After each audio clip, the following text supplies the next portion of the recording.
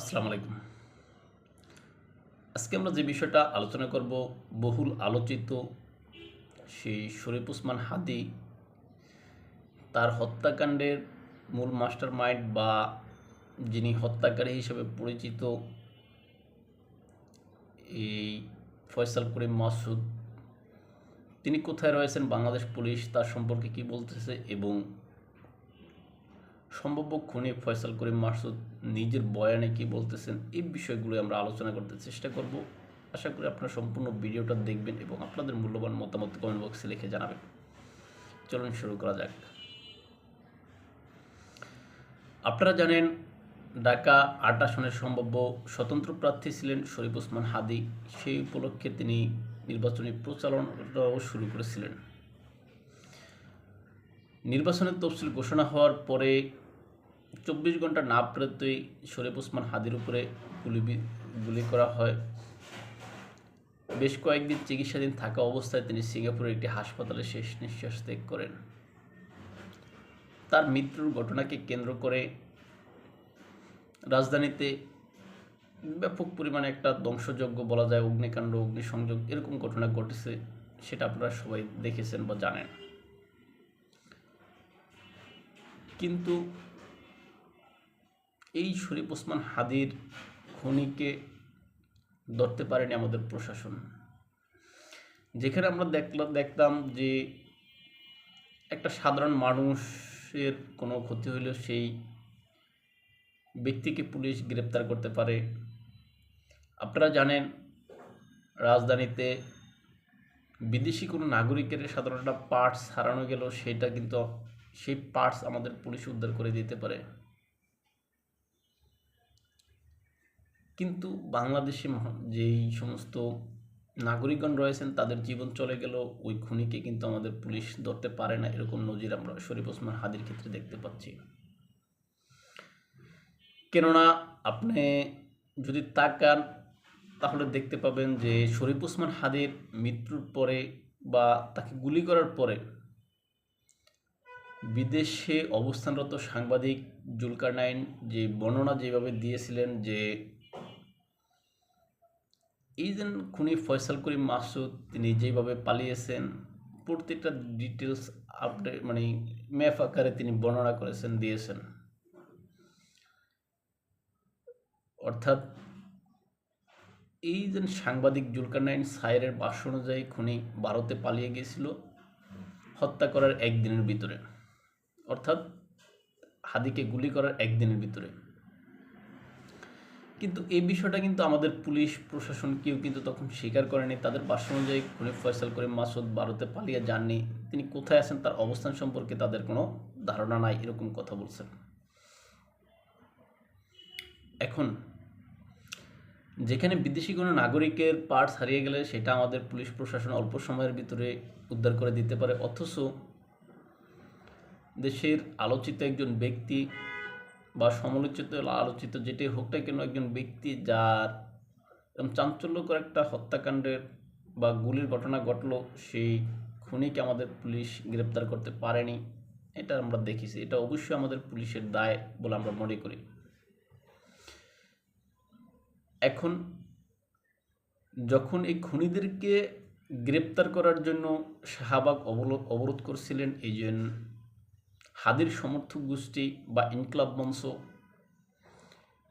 এখন সেই ইনকলাব মঞ্চের চাপের কারণে আমরা দেখলাম যে সেখানে পরিবেশ উপদেষ্টা জনাবা সৈয়দা রেজওয়ানা হোসেন তিনি সেখানে গিয়েছিলেন। সৈয়দা রেজওয়ানা হাসান সেখানে গিয়ে তিনি আন্দোলনকারীদেরকে শান্ত করার জন্য তিনি বলেছিলেন যে খুনি ভারতে পালিয়ে গেছে, ভারতে গিয়ে সেখানে ২ জন সহযোগী গ্রেপ্তার হয়েছে, ইত্যাদি ইত্যাদি এরকম তথ্য দিয়েছিলেন। এখন বাংলাদেশ পুলিশের পক্ষ থেকেও কিন্তু সেটা বর্ণনা করা হয়েছিল, কিন্তু আমরা সেটাতে তখন যদিও সন্তুষ্ট ছিলাম যে হ্যাঁ হয়তো কেউ গ্রেপ্তার হয়েছে ভারতে, কিন্তু সৈয়দা রেজওয়ানা হাসানের এই বক্তব্যের পরবর্তীতে ভারত যে পাল্টা বিবৃতি দিয়েছে, সেখানে ভারতের পক্ষ থেকে জানানো হয়েছে সেখানে এরকম কেউ বা এই নামের কেউ গ্রেপ্তার হয়নি। তাহলে কোন সত্যতার বা কোন দাবির ভিত্তিতে আমাদের পরিবেশ উপদেষ্টা এই কথা বলেছিলেন সেটা আসলে প্রশ্নবিদ্ধ। এখন ভারতের বিভিন্ন সূত্রে বয়াতে যেই কথা বর্ণনা করা হয়েছে যে এখানে খুনি সহযোগী কেউ ভারতে আসেনি, আর খুনি ফয়সাল করিম নিজেও আসেনি। ভারতের বর্ডার গার্ডের পক্ষ থেকে বা অন্যান্য যেই সমস্ত সংশ্লিষ্ট দফতরগুলো রয়েছে তারাও একই ভাষ্য। এখন আমাদের পরিবেশ উপদেষ্টা কেন এই যে আকবরী এই কথা বলতে গেলেন, সেটা তার কাছে প্রশ্ন করলে হয়তো তিনি সেটার উত্তর দিতে পারবেন। অন্যদিকে খুনি ফয়সাল করিম বা যিনি গুলি করছিলেন ফয়সাল করিম মাসুদ, তিনি সরাসরি ফেসবুকে যে ভিডিও বার্তা ছাড়লেন সেখানে আমরা দেখলাম যে তিনি নাকি দুবাইতে অবস্থান করছেন। দুবাইতে অবস্থান করে তিনি সেই বর্ণনা তিনি দিয়েছেন। তিনি বলেছেন তিনি বাংলাদেশ থেকে বৈধ পাসপোর্ট নিয়ে তিনি সেখান থেকে আসছেন। দর্শক, এখানেই লক্ষণীয়, বিদেশে অবস্থানরত সাংবাদিক জুলকারনাইন সাইদ তিনি বলেছেন খুনি ভারতে গিয়েছেন। তিনি সকল ডিটেলস দিয়েছিলেন, বর্ণনা দিয়েছিলেন। আর সৈয়দা রিজওয়ানা হাসান তিনি যে বর্ণনা দিয়েছেন সেই বর্ণনা অনুযায়ী খুনি ভারতেই রয়েছে, ভারতের তার সহযোগী গ্রেপ্তার হয়েছে এরকম বলা হয়েছিল। ভারতের পক্ষ থেকে সেটা অস্বীকার। আবার খুনি ফয়সাল করিম মাসুদ নিজে এখন বলতেছে তিনি দুবাইতে রয়েছেন, তিনি বাংলাদেশের বৈধ পাসপোর্ট নিয়ে তিনি এয়ারপোর্ট হয়ে তারপর তিনি দুবাই গিয়েছিলেন। তাহলে কিভাবে সম্ভব? তার মানে এখানে কয়েকটা প্রশ্ন জন্ম দেয়। জুলকারনাইন সাইদ তাহলে কেন মিথ্যা বর্ণনা এখানে দিলেন? দ্বিতীয়ত, এই যে পরিবেশ উপদেষ্টা জনাব সৈয়দা রেজওয়ানা হাসান তিনি কেন মিথ্যা বর্ণনা দিয়ে আন্দোলনকারীদের সেখানে তিনি বললেন যে বিদেশে কেউ গ্রেপ্তার হয়েছে এই বিষয়ে। এখন অন্যদিকে এই যে যিনি মাস্টার মাইন্ড বা শুটার হিসাবে খ্যাত বা হত্যাকারী হিসাবে খ্যাত সেই যে আপনার মাসুদ, তিনি যেই কথা বলতেছেন তিনি দুবাইতে রয়েছেন, এখন কোনটা সঠিক? এখন আমাদের পুলিশ প্রশাসন বা আমাদের সকল রাষ্ট্রযন্ত্রকে ফাঁকি দিয়ে তিনি কিভাবে দুবাইতে গেলেন, এখানে কিন্তু প্রশ্ন করা যায়। অথবা তিনি যদি ভারতে গিয়ে থাকেন, ভারত থেকে দুবাইতে গেছেন, এটাও সম্ভব হবে না। কারণ এরকম আলোচিত একটা খুনের দায়ে কেউ ভারতে থেকে বৈধ পাসপোর্ট ব্যবহার করে বা বৈধভাবে বিদেশ যাবে, এটা ভারত সরকারও হতে দিবে না। সুতরাং কোন পক্ষ সঠিক বলছে, কোন পক্ষ মিথ্যা বলছে, এটার কিছুই আমরা এখন বুঝতে পারতেছি না। কেনই বা তড়িঘড়ি করে সাংবাদিক জুলকারনাইন সাইদ তিনি এরকম ডিটেলস বর্ণনা দিয়ে দায়টা ভারতের উপরে চাপালেন? কেনই বা সৈয়দা রেজওয়ানা হাসান ভারতের ভিতরে আছে বলে এরকম দায়টা তিনিও ভারতের দিকে চাপাচ্ছেন? আবার রেজওয়ানা হাসানের এই বক্তব্যের পরপরই ভারত কেন পাল্টা বিবৃতি দিয়ে এই বিষয়টা সরাসরি অস্বীকার করছেন? সবশেষ এই যে খুনি নিজেই ফয়সাল করিম মাসুদ নিজে তার ভিডিও বার্তায় তিনি দুবাই অবস্থান করার কথা বলতেছেন। সব মিলায় এক গোলকদাদা তৈরি হয়েছে। এখন কেউ কেউ বলতেছেন বা কোনো সমালোচক বা রাজনৈতিক বিশ্লেষক তারা বলতেছেন যে খুনি ফয়সাল করিম মাসুদ হয়তোবা আমাদের দেশের ভিতরেই রয়েছে, কোনো সেফ হাউসে বসে বিদেশি ব্যাকগ্রাউন্ড ব্যবহার করে তিনি এই যে তার ভিডিওগুলো আপলোড দিচ্ছেন, একের পর এক বিস্ফোরক তথ্য দিচ্ছেন। খুনি ফয়সাল করিম মাসুদের যে ভাষ্য, সে ভাষ্য অনুযায়ী তাকে ফাঁসানো হচ্ছে।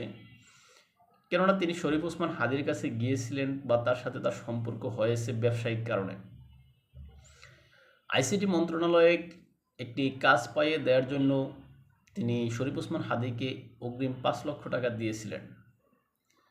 এখন আইসিটি মন্ত্রণালয়ের সাথে বা এই যে আইসিটি মন্ত্রণালয়ে এই যে খুনি ফয়সালের কী কাজ, সেটা আপনারা যদি ফয়সালের ব্যক্তিগত ডিটেলস জানতে চান সেখান থেকে জেনে নিতে পারেন। ফয়সাল করিম মাসুদ কিন্তু একটি গেম নির্মাতা প্রতিষ্ঠানের স্বত্বাধিকারী। সেই গেম নির্মাতা প্রতিষ্ঠানের পক্ষে বা ওই প্রতিষ্ঠানের জন্য তিনি আইসিটি মন্ত্রণালয় থেকে বিভিন্ন সুযোগ সুবিধা নিতে চাইতেন। এই জন্যই নাকি তিনি শরীফ ওসমান হাদির সাথে সম্পর্ক গড়ে তোলেন এবং শরীফ ওসমান হাদিকে 5 লক্ষ টাকা দিয়েছেন, যেটা এই খুনি ফয়সাল নিজেই তার ফেসবুক পেজে বা তার ভিডিও বার্তায় তিনি বলেছেন।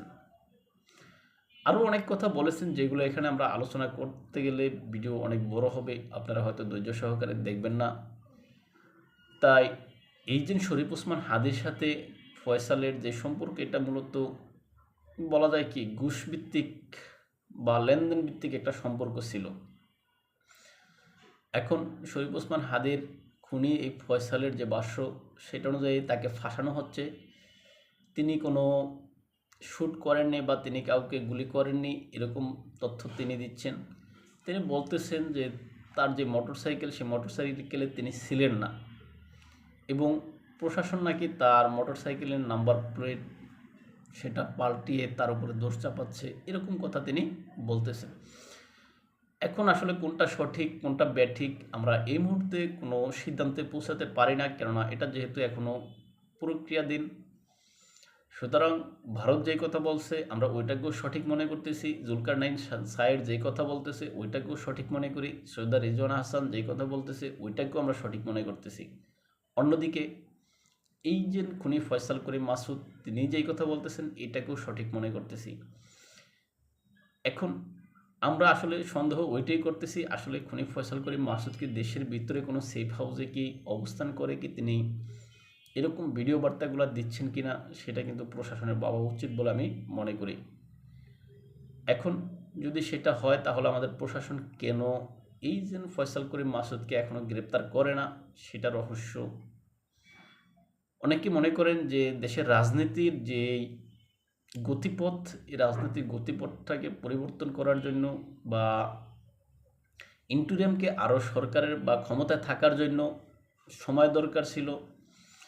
রাজনৈতিক বা নির্বাচন যদি অনিশ্চিত হয় তাহলে ইন্টেরিয়ামের আরও বেশি ক্ষমতায় থাকার পথ নিশ্চিত হয়। এই জন্য কোনো একটা মহল এখানে তারা এই হত্যাকাণ্ডের বা এরকম কৃতকর্ম করেছে বলে অনেকে বলেন। এখন এই বিষয়টার একটা ইঙ্গিত কিন্তু আমরা সাংবাদিক নুরুল কবিরের ভাষ্য পাই, কেননা যখন প্রথম আলো এবং ডেইলি স্টারে আগুন দেওয়া হয়, সাংবাদিক নুরুল কবির সেই অভিজ্ঞতার আলোকে যে কথা বলেছেন, তিনি অনেকের সাথে যোগাযোগ করেছেন কিন্তু কেউ তাদেরকে সাহায্য করতে বা প্রথম আলো বা ডেইলি স্টার বাঁচাতে আসেনি বা তাদের পক্ষ থেকে এরকম কোনো আশ্বাসও দেওয়া হয়নি। এখন আসলে সব মিলে যে দায়টা যায় যে ইন্টেরিয়ামকে তাহলে এখানে কোনোভাবে চাইছে যে নির্বাচনটা পিছিয়ে যাক, কোনো নির্বাচন যাতে না হোক, যাতে তারা আরও বেশি সময় ক্ষমতায় থাকুক, এরকম কোনো প্ল্যান আছে কিনা দর্শক আপনি কি মনে করেন কমেন্ট বক্সে লিখে জানাতে পারেন। আর শরীফ ওসমান হাদির যে হত্যাকাণ্ড হত্যাকারী ফয়সাল করিম মাসুদ তিনি কি দেশের ভিতরে কোনো সেফ হাউসে আছে কিনা আপনি সেটাও বর্ণনা করতে পারেন বা মন্তব্য লিখতে পারেন।